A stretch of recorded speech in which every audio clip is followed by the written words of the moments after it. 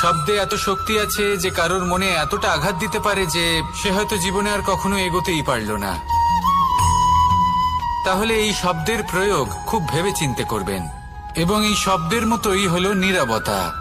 অনেক সময় এই নীরবতা আমাদের সহায়ক হয়ে ওঠে। অনেক সময় এটা আমাদের অনুশোচনাকে অনেক বেশি বাড়িয়ে তুলতে পারে।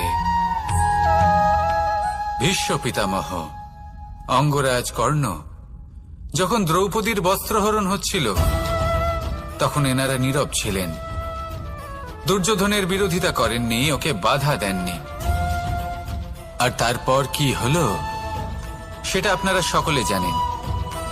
দেখতে গেলে নীরবতা চুপ করে থাকা, কিন্তু যদি কোনো দুষ্টের সামনে চুপ করে থাকেন, যদি তার বিরোধিতা না করতে পারেন, তাহলে এই নীরবতাই অনেক বড় পাপের আকার ধারণ করে। মনে রাখবেন, আর আমার সাথে ভালোবেসে